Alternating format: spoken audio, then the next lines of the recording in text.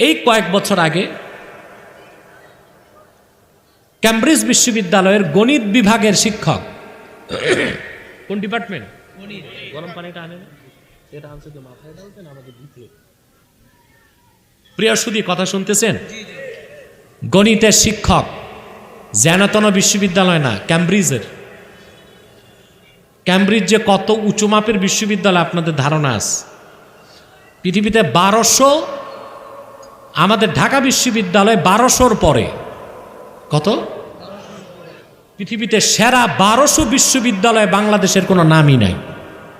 নাম থাকবে কেমনে? যত ছাত্র সব ওখানে যে হেরোইন খায়, গাঁজা খায়, আর টিএসসিতে বসে আড্ডা দেয়। সন্ধ্যার পর যাবেন তো দেখবেন পার্কে জোড়ায় জোড়ায় বাকবাকুম করতেছে। পড়া নাই, লেখা নাই, কিচ্ছু নাই। সব রাজনীতি করে, ভাঙচুর করে, মিছিল করে, আন্দোলন করে, বইপত্রের সাথে তো সম্পর্ক নাই। এটা নাম্বার পাবে কেমনে? আমি আমার বক্তব্যে বলেছি যে ঢাকা বিশ্ববিদ্যালয় প্রতিষ্ঠিত হয়েছে 1921 সালে, আর এখন 2022 সাল। এই 100 বছরে ঢাকা বিশ্ববিদ্যালয় আমাদেরকে, বাংলাদেশিদেরকে, কোনো বিশ্বমানের অধ্যাপক, চিকিৎসক, আইনশাস্ত্রবিদ, দার্শনিক, বিজ্ঞানী, পণ্ডিত দিতে পারে নাই। চা তো বলি নাই, গরম পানি বলেছি। কথা বুঝতেছেন তো? ক্যামব্রিজের গণিত বিভাগের শিক্ষক, তার এক ছাত্র বাড়ি মিশরে। কোথায়?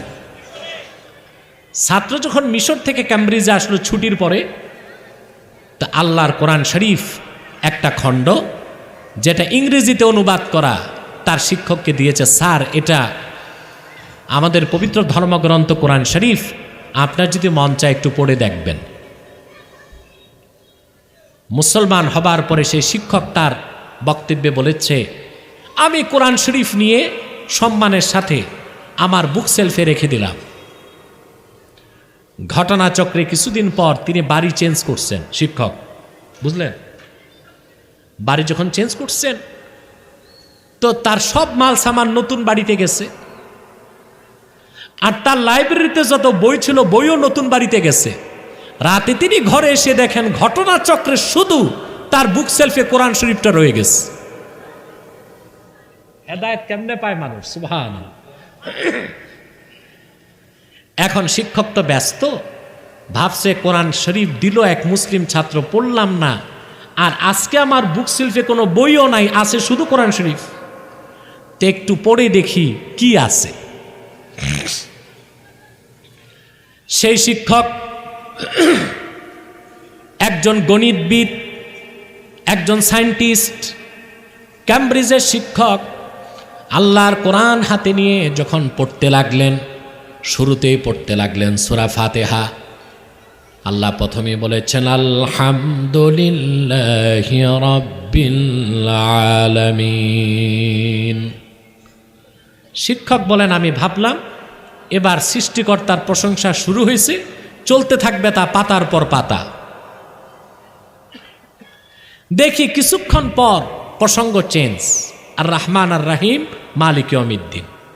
প্রসঙ্গ চেঞ্জ, ইয়্যাকা না'বুদু ওয়া ইয়্যাকা নাস্তাঈন। আমরা তোমারই ইবাদত করি, তোমারই কাছে সাহায্য চাই। শিক্ষক বলেন, আমি ভাবলাম এবার চলবে শুধু ইবাদতের কথা, কেমনে ইবাদত করতে হবে, ইবাদত করলে কি লাভ। বুঝলেন? সে যেভাবে পড়েছে তার বাইবেল, সে ভাবতেছে ওই রকম ধর্মগ্রন্থ। শিক্ষক বলে, কিছুক্ষণ পরে দেখলাম প্রসঙ্গ আবার চেঞ্জ, ইহদিনাস সিরাতাল মুস্তাকিম। আল্লাহ তুমি আমাদেরকে সৎ পথ প্রদর্শন করো। তখনই আমার চক্ষু খুলে গেল, এটা গতানুগতিক কোনো ধর্মগ্রন্থ নয়। মুহাম্মদ সাল্লাল্লাহু আলাইহি সাল্লামের মাধ্যমে আল্লাহ রাব্বুল আলামিন গোটা বিশ্ব মানবতার মুক্তির জন্য মেসেজ পাঠিয়েছেন। মেসেজগুলো কখনো রচনার মতো হয় না, মেসেজ হয় মেসেজের মতো।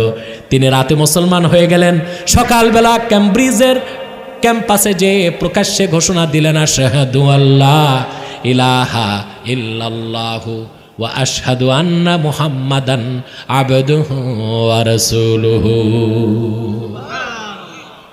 আপনি তো সূরা ফাতিহা প্রতিদিন পড়েন, যেই বুঝটা আপনার হলো না, ওই লোকটা শুধু সূরা ফাতিহা পড়ে বুঝে গেল এই কোরআন হচ্ছে আল্লাহ প্রেরিত সর্বশ্রেষ্ঠ চূড়ান্ত এবং সর্বশেষ আসমানি কিতাব, যা মুহাম্মদ সাল্লাল্লাহু আলাইহি ওয়াসাল্লামের শ্রেষ্ঠতম মুজিজা। বলেন সুবহানাল্লাহ।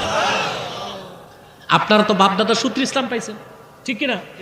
এই জন্য দল ঠিক রাখতে যে, ব্যবসা ঠিক রাখতে যে, নেতা ঠিক রাখতে যে, নেত্রী ঠিক রাখতে যে, পদ ঠিক রাখতে যে, আর নিজের ক্রেডিট ঠিক রাখতে যে আপনারা মাঝে মধ্যে ঈমান ও ইসলামের বিপক্ষে অবস্থান নেন, ঠিক কিনা বলেন মুসলমান?